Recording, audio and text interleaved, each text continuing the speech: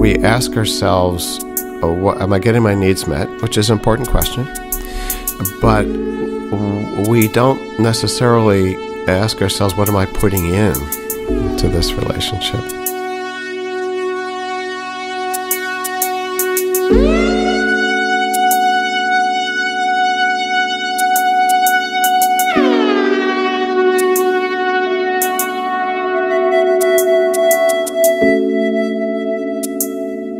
Welcome to LOVELINK, your guide to love and sex in all forms. We're your hosts, Simone Humphrey and Sina Simon. Our guest today is a force within the field of psychology. He's the director of the Marriage and Family Therapy Program and the Couples on the Brink Project at the University of Minnesota, author of numerous books on marriage and family therapy, and a sought-after speaker.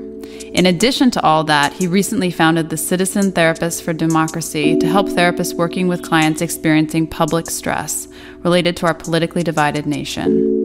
He's been married since 1971 and has 2 grown children and 4 grandchildren. We're thrilled to have him come share his personal and professional wisdom about relationships and what to look for in a potential partner. Welcome, Bill Doherty. Great to be with you. We wanted to start off by asking you how you became interested in working with couples. I started out as a family therapist working with teenagers and their parents, and soon discovered that a lot of the problems the teenagers were having were related to their parents' relationship. And in fact, sometimes the teenager shaped up right away. They were just sort of glad to drop mom and dad off at the therapist's office. And so I would start to see the parents. And then I'd like that. And so I ended up doing more of that work. So what kind of work do you do with couples now? Well, the kind of signature thing I do that I developed is something called discernment counseling. And it's for married couples or couples who have made a permanent commitment to their relationship, where one of them is leaning out, is thinking about divorce or breaking up, and often the other one is leaning in. They don't want to end it. And the leaning out one is ambivalent not only about whether to stay, but whether to do couples therapy. So we call these mixed agenda couples. Okay, and they don't do well in couples therapy because couples therapy is based on the idea that you're both there at least to try. And so I developed a particular way of working with these couples where we take the reluctant spouse, the leaning out spouse, we take their concerns very seriously. We don't try to talk them into doing couples therapy. We try to help the leaning in one bring their best self forward so that it makes it more likely that the person will want to do therapy. So it's 1 to 5 sessions, and the goal is clarity and confidence about a direction based on a deeper understanding of what's happened to the relationship and each person's contributions to the problems. So it's not therapy in terms of changing, improving. We don't teach them anything. We don't do interventions, but we try to help them get clear so that they can decide whether to actually do serious couples therapy or divorce. Can you talk a little bit about the ambivalence that you see in the partner who is leaning out of the relationship? How do you understand the ambivalence that those partners have and some of the different types of ambivalence that you see about? Yeah, so it varies quite a lot. From on the one hand, the leaning out person who's been miserable for a long time. There's been a long agonizing downward trajectory in the relationship. They've tried help. And they're just truly miserable. Or their spouse is in addiction, and there's some pretty big dysfunction here. And so for them, the ambivalence is this the time to really end it? Is it still possible that my spouse could make a turnaround? Is it still possible we could pull this out? Because most people, they take their commitments seriously if they've made them. So that's one category. Another category is somebody who just has sort of a vague unhappiness in the relationship, and they're asking themselves, "Is this where I want to be long term?"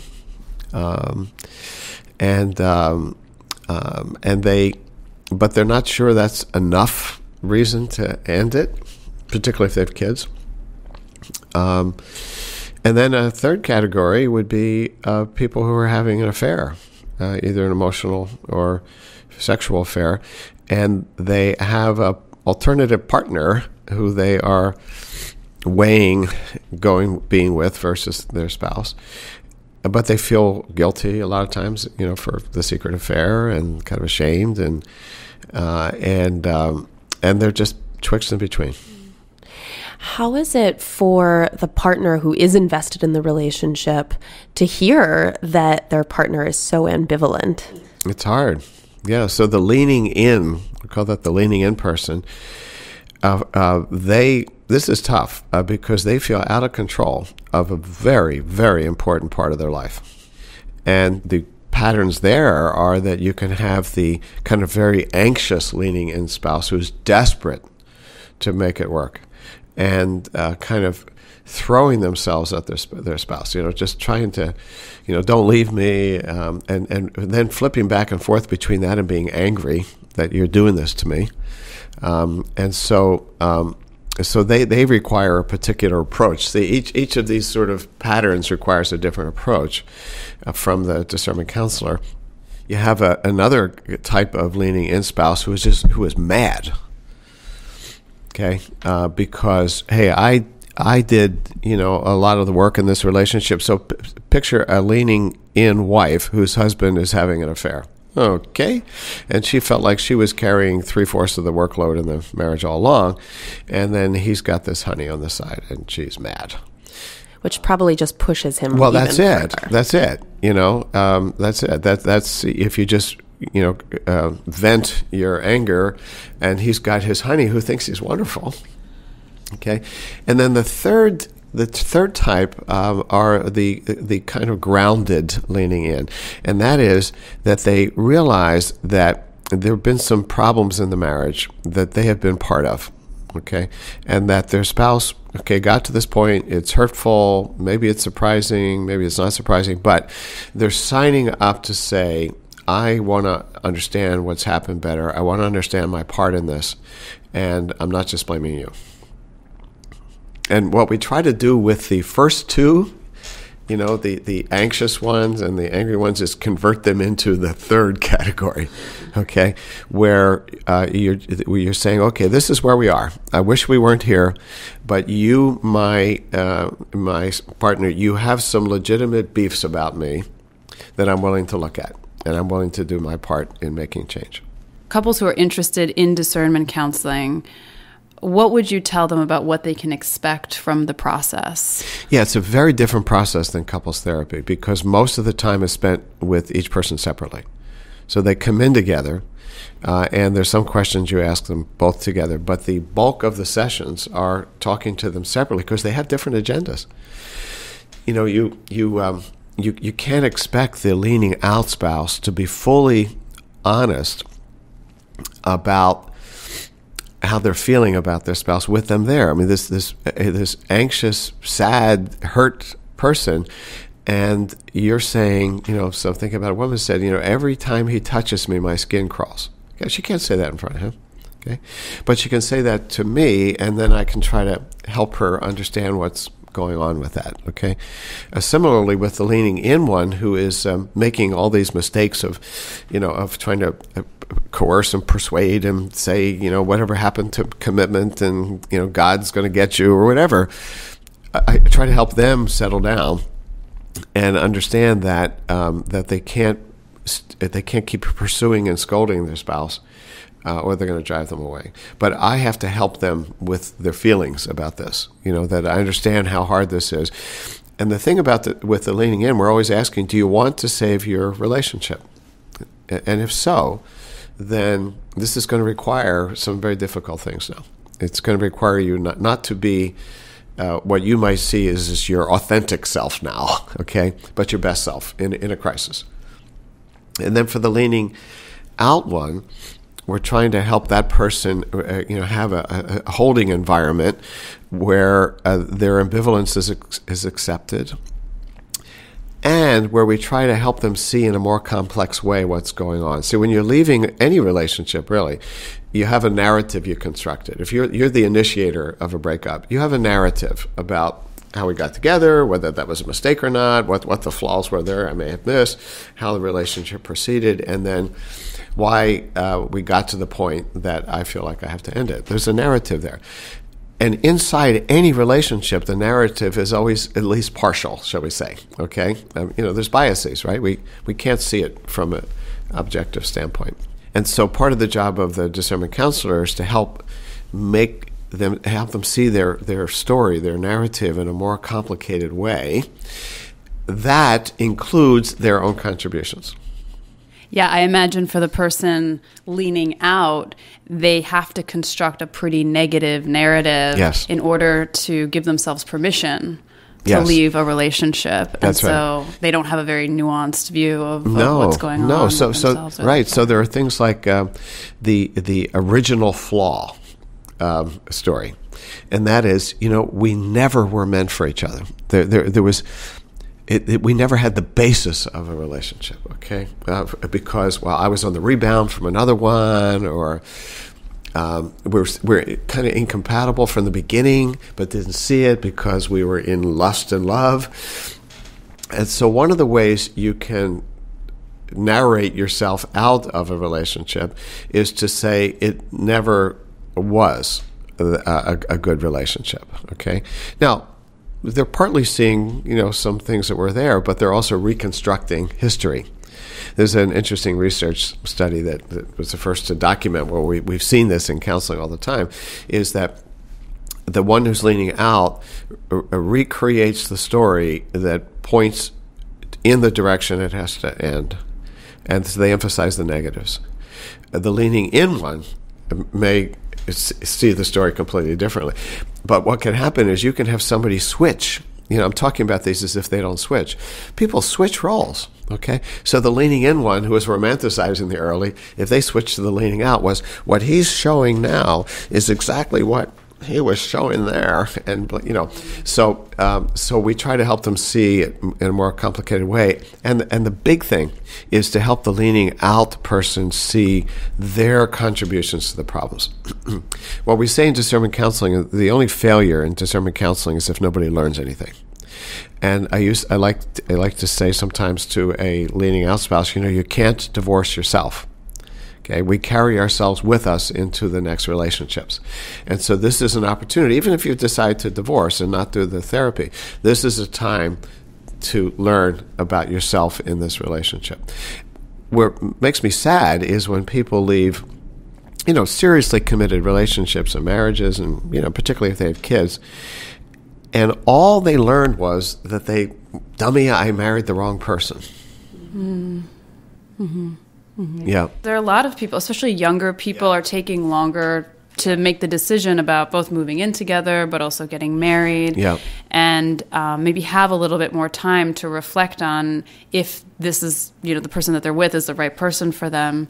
What would be some advice you have about things to look for? What are the red flags? Yeah, so a big one is how the person handles conflict. Because that's what a lot of research points to is over the long course of a relationship, you're going to get out of sync with each other. You're going to bother each other. And do you have the capacity to air your complaints and grievances and work those through? But when people are in the earlier phases of a relationship, there may not be that many negatives that come up. Not like when you're living together and running a household and kids, and there's plenty of opportunities for negatives, right?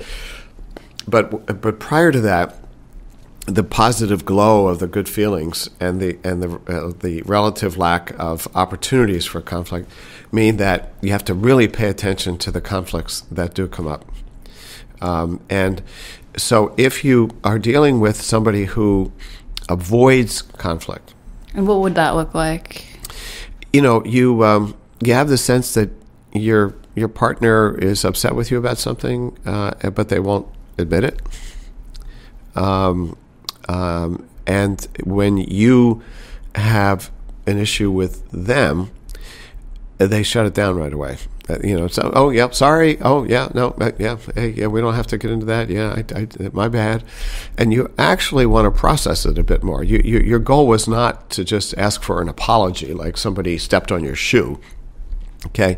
That you actually there's something happening here. It could be lots of examples, but, it could be around jealousy. It could be about how they relate to your friends. It could be lots of things, and you actually want to work this through because it's a barrier for you, and the conflict avoider will not go there with you, and because there's so many positive feelings in the relationship, it can look pleasant. It can look good, like it looks better than he got furious at you, and stormed around, but it's dangerous because they have feelings that were you're not the I always say the saints, the great saints, they never were married, they never were in relation, they were celibate for a reason, right?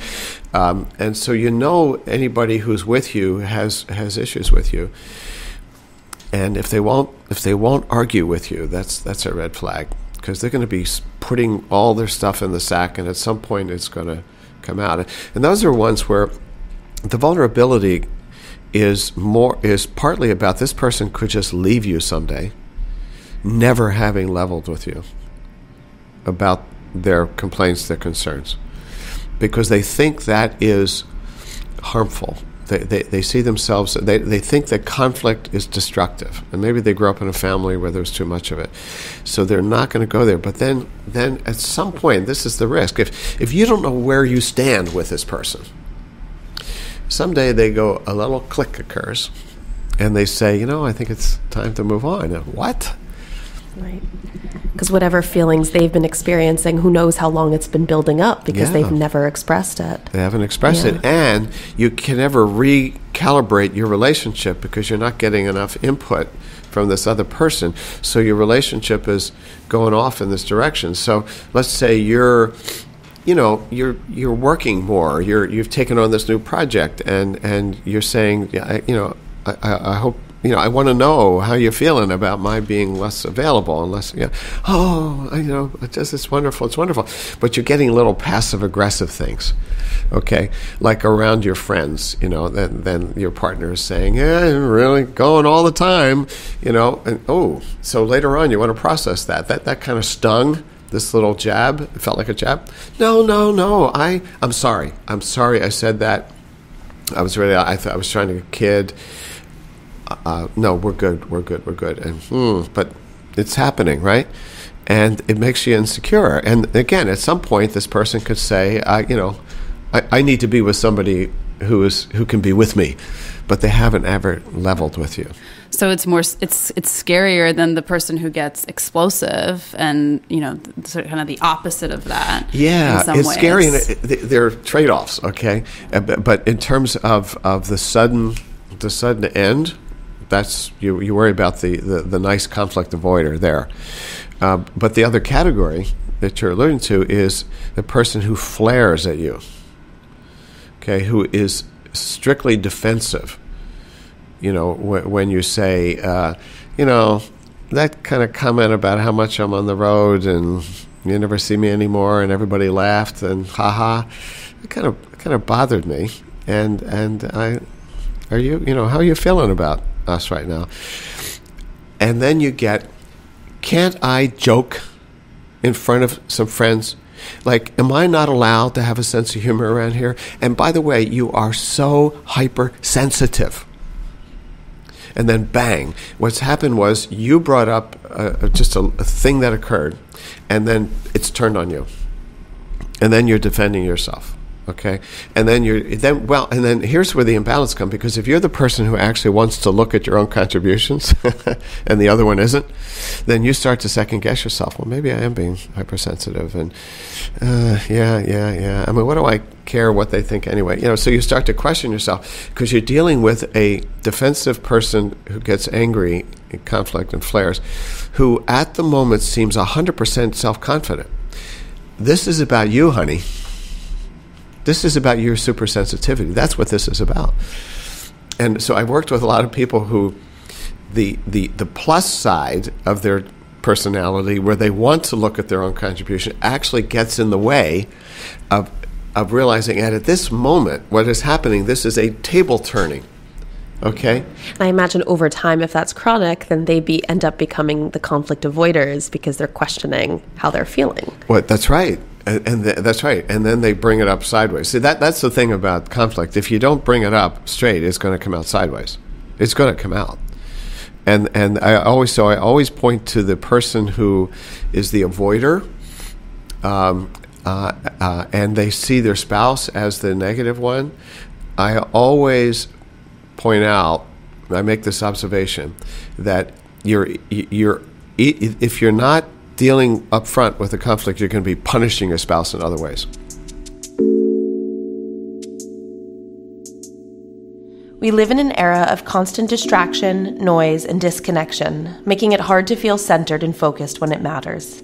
At LOVELINK, we're all about strengthening this connection to ourselves and our partners. We're brought to you today by a platform that shares in this idea.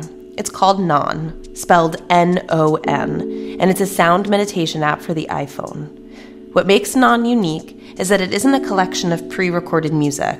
Instead, Non produces each sound note by note, making no two sessions ever alike.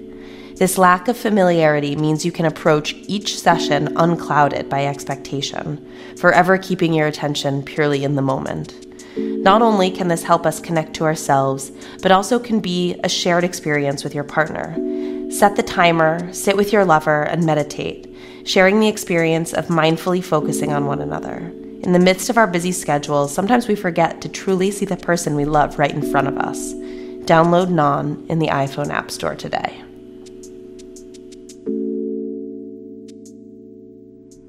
So aside from conflict, what are some of the other things that partners should be looking for, thinking about when kind of taking to the next level of commitment?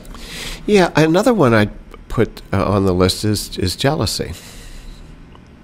There's a way in which early on it can seem sweet. You know, this person really wants to be with me, and flattering. It's flattering, you know, but be really cautious about that, and that's where you have to do a self-inventory, because if you are, you know, if you're out with your partner and you're flirting around, you know, that's kind of disrespectful to your spouse. So maybe there's something to it. So you do that self-inventory. But if you're just relating in a friendly way with other people, and you know yourself well enough on that, and you're getting this jealousy stuff, be really aware of the trap of thinking that means you're special. Because what this is coming from is insecurity. That I couldn't keep you myself, and these other people they're better than I am. And that's going to erode the relationship. Are there more on the list? Oh, of course. Of course. There's endless. Oh, no. Yeah, endless. Another one is the person prioritizing time with you. That's a big one, yeah. Yeah. And, you know, nowadays, just, you know, there's so many young couples who have high-powered careers. I mean, you know, it used to be, you know, you didn't work that many hours in your 20s, and then it increased in your 30s, and then, you know, but now, you know, crazy work hours. And then, of course, people have their personal hobbies and interests in others. So if this person isn't giving time to you, which is this precious commodity, it's like time is love in some ways, right? And if they are, if you're continually pursuing them for time together, and they are giving you their reasons and excuses, and just reassuring you that how much they care about you, okay? But once this project is over, you know, you have to ask yourself, is this going to be a chronic problem in our relationship? I've noticed what typically happens for people when they're beginning a relationship is they're going through this lust phase. Yeah. And they're not really seeing the issues emerging, not recognizing them, not taking the time to really reflect. Can you talk a little bit about kind of the trajectory of a relationship and what can happen in the lust phase that can blind us to some of these issues? Oh boy, yeah. Well, nature programmed us for that, right? So really well. Yeah, really well. And so our prefrontal lobe of our brain can go offline during that. But the thing is, if you're at a time in your life when you're actually thinking about whether you want a relationship that could be an enduring one, if you're younger go for it, who cares, right? It just, and you're not looking for anything permanent and it feels great and, just, take care of yourself, right? But if you are actually what I would call in a discerning phase in your life about a potential lifelong partner, then what it would be good for people to tell themselves is prior in going into any relationship that you're in a discernment mode as well as just having a great time mode. Okay, it's kind of like when if you're in college and you're taking any job you can get. That's different than if you're 30 and you have these job options. Okay, because at 30, you're looking more. What's the trajectory here? When you're 20, you pour coffee. It doesn't matter. You just need the money.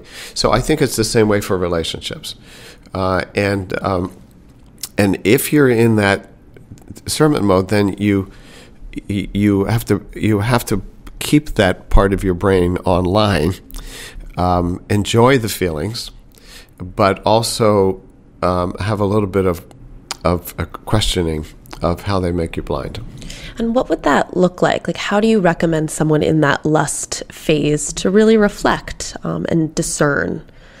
Yeah, some of it is just, do I think this relationship could be a lasting one? And am I open to that? As opposed to, no, I'm not. Okay? I'm moving in a year and I don't know what, So ask yourself what your goals are.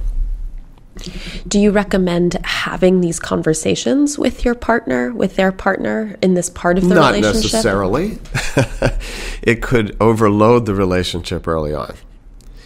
There's a way in which it's kind of like when people are leaning in and leaning out of a marriage.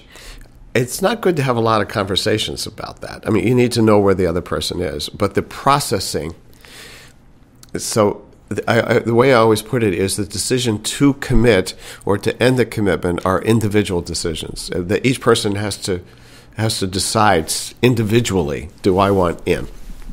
Okay. Now out, it just takes one, of course, but it's not. So I really think it's appropriate early in a relationship to process this stuff with your friend. And then decide what to bring up. Because the other thing we know about relationships of formation is that people are hardly ever, on the same trajectory. The same. It happens, but often somebody is out ahead of the other. Just like with a breakup, somebody is usually out ahead of the other. Okay, so in terms of a commitment and openness to it, somebody is usually out ahead of the other, and so you need to be honest in the relationship and your everyday relationship. But I think some of the discerning about whether this is a keeper relationship you should be doing on your own. I'm thinking about now sometimes how relationships can get overloaded with, people engaging in a lot of online dating and feeling like this pressure to make something work or latch on to something, that relationships can easily be overloaded from the beginning. And there's less curiosity because there's so much information people are presenting up front rather than allowing for a more natural evolution. This point about how much information people are getting early on is very interesting, because the classic theory about relationship formation is called social penetration theory, and it's about calibration of self-disclosure. So the first time we meet, I tell you this about me, and you tell me that, and then we gradually we talk more and more personally. I don't tell you what I think of my mother on the first date. Okay, but maybe that needs to come out at some time, or some past failed relationships that have left me a bit scarred. I mean, those would be some examples. Okay, and in healthy relationship formation, there is a calibration of self-disclosure. So, have you ever been with somebody, in a first meeting, and it's like too much information. The person's abuse history. I mean. Okay, I mean, it brings out my, this is hard. But see, the thing with self-disclosure is that we human beings expect it to be reciprocated. So when I tell you something about my family of origin, okay, I'm sort of expecting you to, or you feel that even if I don't say it. And so too much information too soon kind of overloads those circuits. I think about another way of framing it as healthy boundaries. Yeah. And when someone has poor boundaries, it also makes you question what other boundaries they're going to be violating. Yes. And how much they're just not aware of what's appropriate or inappropriate. Yeah. Absolutely. I remember going on a date once. It was a first date where the guy told me all about his addiction history and how he was sober and had been sober for a long time. But it was a lot for me to take in. And I really didn't know how to respond to him because I think I felt overloaded and was incapable of a lot of empathy because I just felt like I got to get out of here. This is too much. Yeah. And then as therapists, we end up playing the role as therapists. Exactly. Right. And it's not an intimate connection. No, it's like a patient. It's a patient therapist relationship. That's right. That's right. So that's actually another red flag, is when somebody discloses too much too soon of things that are quite personal. It's a red flag that they don't have really good boundaries, and you find yourself overloaded, or even not over, just sort of pulling back. Another one, if we're kind of jumping around here a little bit, that I did mention before, I'm a specialist. Do a laundry list. Yeah, I'm a specialist in red flags in relationships. So this is one that my children, who are now grown up and happily married, partnered, told me that I used to say when they were, late adolescents and in college, that I they remember it. And I would say, pay a lot of attention to how your spouse, the one you're getting involved with, talks about their parents. Because if, let's say, you're seeing a guy and you're a woman and he's saying how awful his mother was, you're next. Okay, because he's describing this very close relationship that was really very difficult for him. And if he's saying it in a way, he's putting down his mother. He's not just sort of saying, we had a difficult relationship. That would be better boundaries, right? And then he's saying, you're nothing like her. This is problematic because there's a template that got formed there.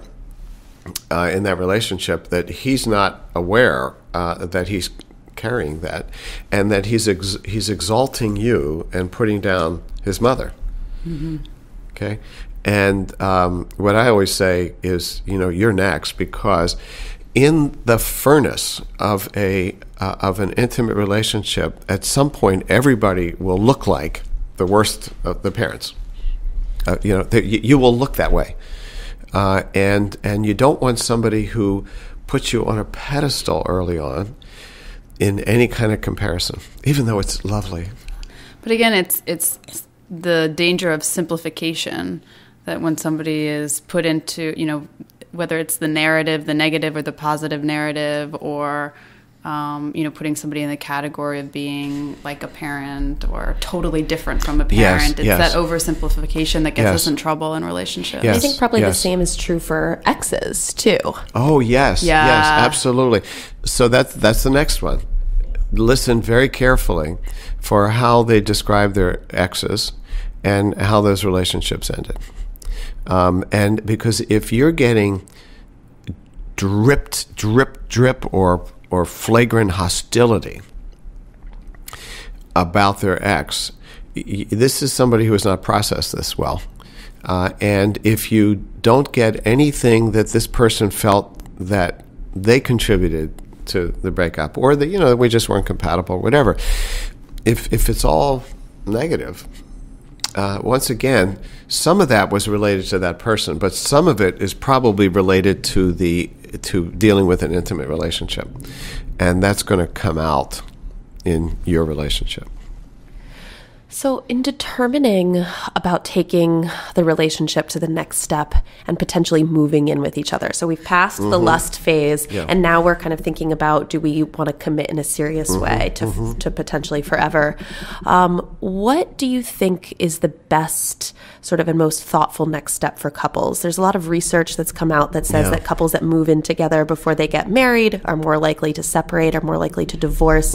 So how do you recommend couples think about moving in together pre-marriage? Yeah, and this is, of course, is a question that prior generations never had, that on a large scale. And so my, urging for this generation is to be more thoughtful, intentional, and mindful about this than sometimes people have been. That what's happened is that living together has become a kind of a next step in a relationship, sometimes done because somebody's lease is up, or, it just for like what I would call instrumental reasons. And there's often somebody a little bit ahead of the other on this and kind of pushing for it. One of the things that we've learned in the research is that there's a tendency to slide into cohabitation instead of decide, and then a tendency to slide into marriage from a cohabiting relationship instead of deciding. So my admonition is make these decisions, because this is a big step forward, big step in intensity to live together. And one of the things that people may not realize is it's harder to break up.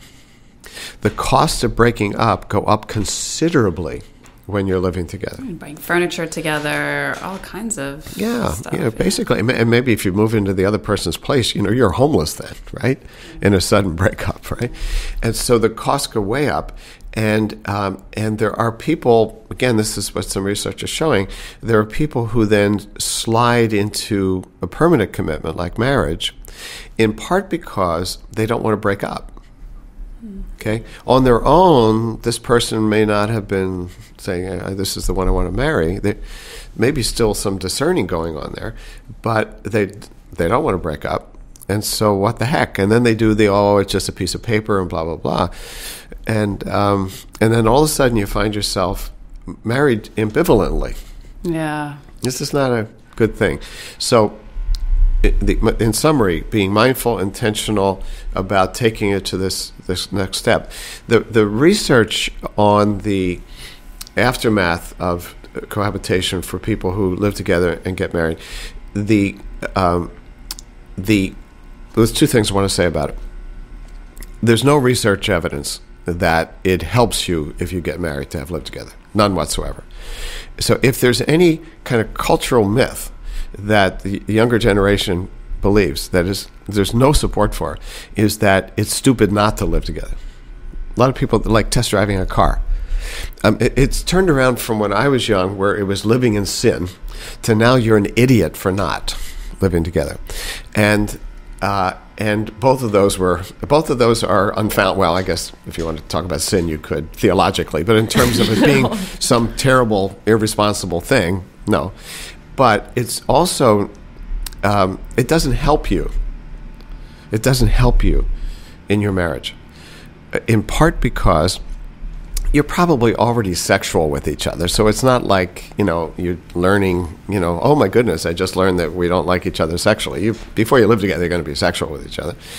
And you're probably not intertwining your lives like you really will when you are married. You may not have the same bank account.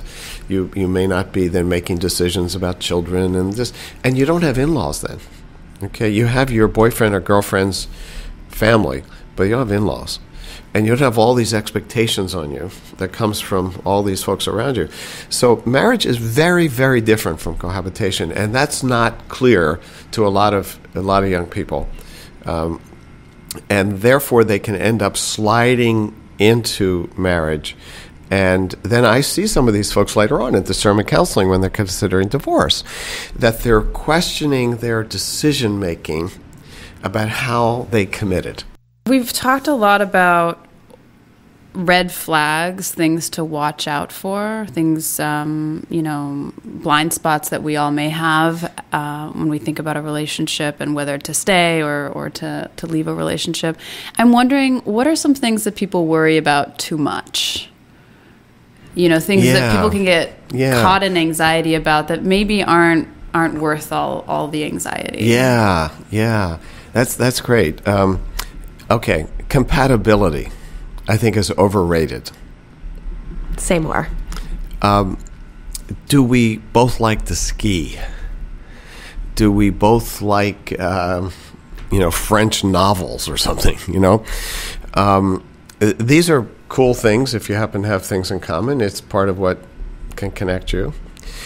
But there's a good chance over the course of a relationship's history that, you could blow out your knee and you're not skiing anymore. Or you got kids and you're not going out dancing as much, and the dancing may have been the compatibility thing. And so I think it's tempting for people now, with so much information coming at them, to be looking at shared interests, compatible work, just, all of these things line up when, they're at the change, and then what happens? Okay, so I've had people, again, in discernment counseling considering divorce, who are looking at how things have changed, like after they had kids and they don't do those things. And that was the basis of the relationship. Well, that's a pretty flimsy basis of the relationship, that you like to ski, and now then they begin to question it. So I think what I mean by compatibility, I guess, is similarity. How much alike we are. I think there has to be enough there, but that can be overplayed. Another one would be we don't argue, or thinking arguing means that you're not really meant for each other. That this idea that it should be just beautiful and we should just flow together and we're soulmates. So some people see conflict, reasonably well managed, as a red flag, and I see it as actually a good flag if you're handling it well. But maybe your Facebook friends never reveal that they have any conflict. So some people think that happens. I was talking to a counselor at a Bible college. And there's a lot of push for young people to marry young, like before you get out of college, so they don't have premarital sex. And there's also this notion, and this is not just for kids in Bible college, this is out there in the culture, that you're looking for your soulmate, that there is a soulmate for me. And the problem with the soulmate is that if you disagree or you seem to be incompatible on some things, then it means it's not your soulmate. And this counselor told me that he sees these young people, they get married, and then they find out they have issues. And what they conclude is that God does have a soulmate picked out for me, but it's not this person. My screw up. Okay, so take the theological part out of it, but it's still out there in the culture that this person and I just have to be, you what's that line? You complete me. The two and the one and all that. And then when the regular stuff of differences comes up, then it spooks you away from a particular, a good relationship. And the unfortunate thing is that that's just going to keep on coming up in the next relationship. Yeah, over and over again. Exactly.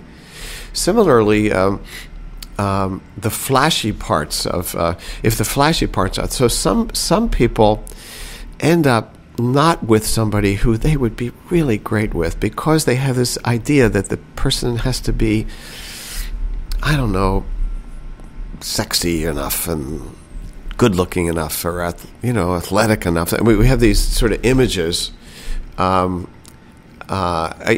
you probably have heard it from women. He's too nice a guy. I mean, where does that come from? Okay, and so if you have an internalized template of you're attracted to bad boys, or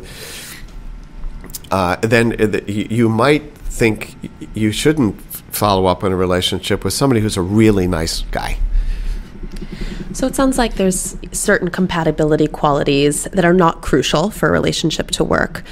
If you are thinking about committing to someone and thinking about the things that are important for marriage, I mean, what sorts of values or what sorts of conversations should you be having, thinking ahead, like overlapping compatibility in regards to children, or things that maybe have a little more weight to them?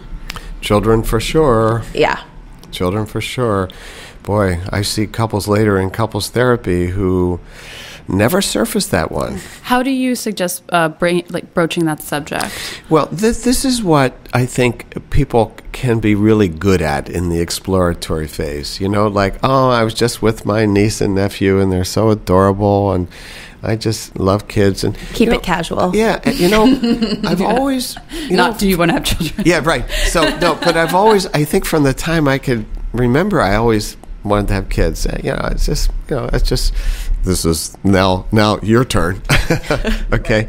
But it's not coming out as a question, but as a self-revelation. And again, from this reciprocity idea, that's inviting you to comment about how you see children in your life now and the future.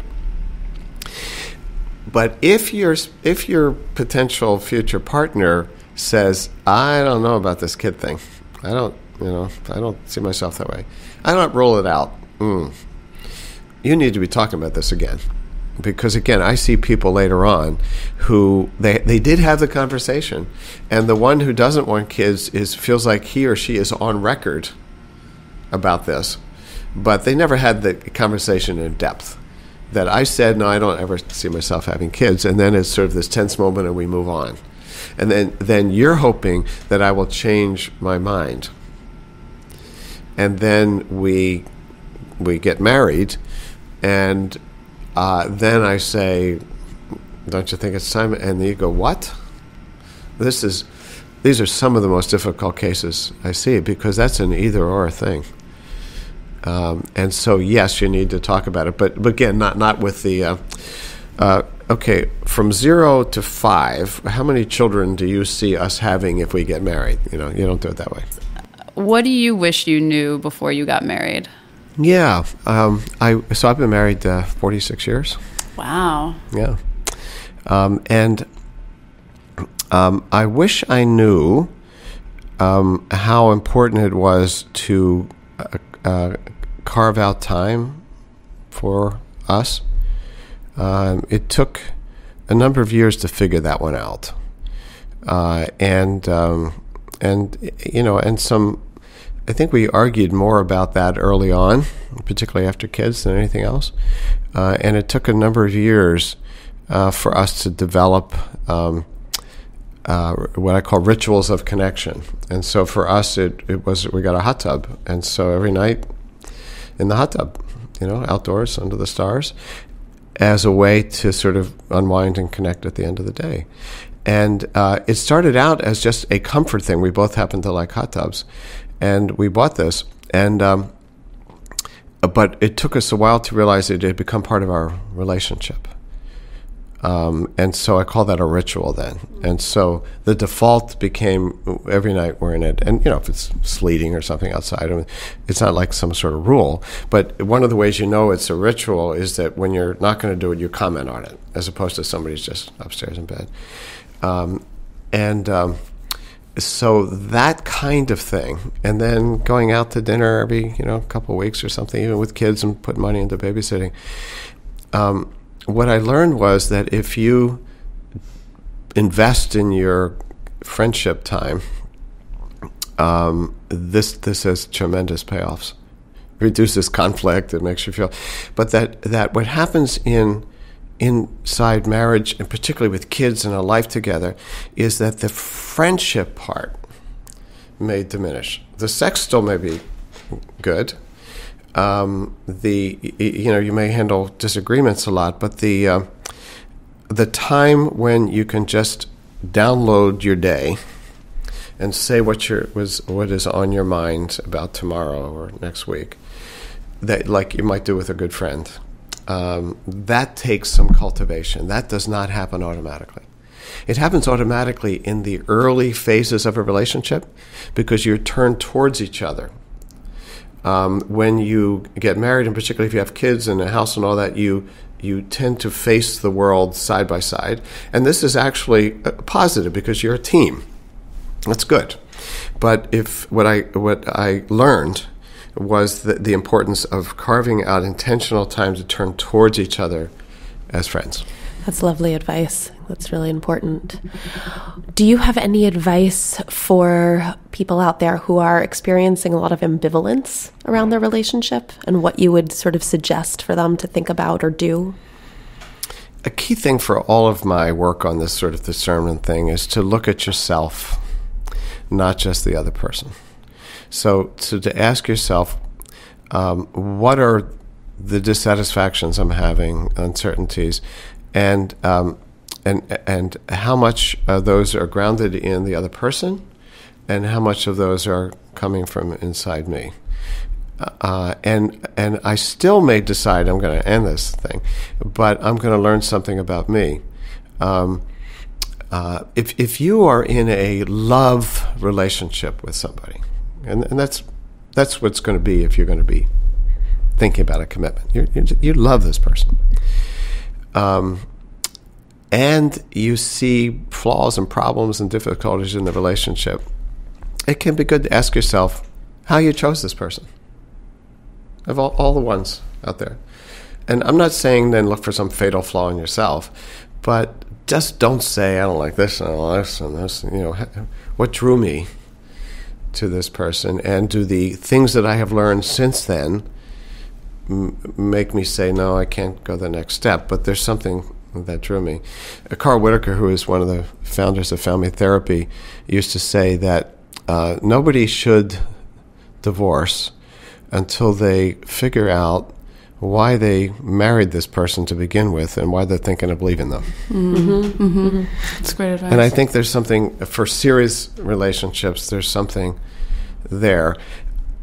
And what that means is, whatever you decide to do, you've learned something about yourself. That's the key, the self-learning, because we carry ourselves into the new relationships. And so that's my response. Do you think people are too quick to leave each other in our culture? Oh yeah, I think we're in a consumer culture, a kind of a disposable culture, and we ask ourselves, am I getting my needs met? Which is an important question, but we don't necessarily ask ourselves, what am I putting in to this relationship? Mm-hmm. And so, yes, I think it's part of a consumer. So I've coined the term consumer marriage. I remember a woman in a first session of couples therapy saying, "This isn't the deal I thought I was signing up for." Yeah. And I understood what she was saying, but the metaphor there, of the deal, and the thing about particularly marriage, this, long trajectory out there, the sickness and health and all of that, and so you have to have some. It has to be more than, how's it about me? Yeah, we need to take accountability as being the other half, and what we're putting in and what we're contributing. And if you form an us, then it's a triangle. It's me and you and us. Okay? Yeah. And then what are my commitments to us as well as to you? So that's harder in a consumer society. So a final question is, we're curious what's next for you, what projects you're working on now.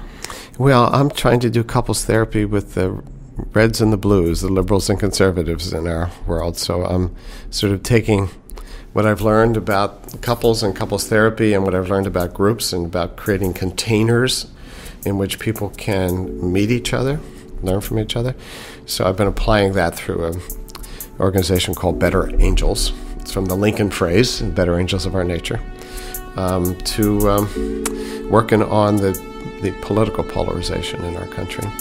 Thank you so much for speaking with us. Okay. Yeah, my pleasure.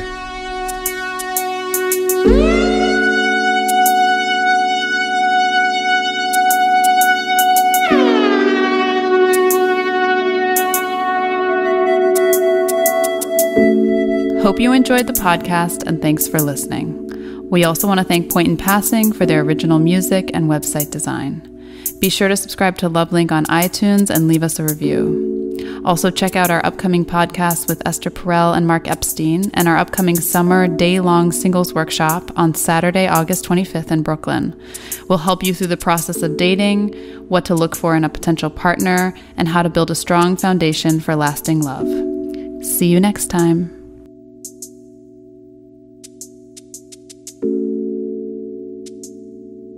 Mm-hmm.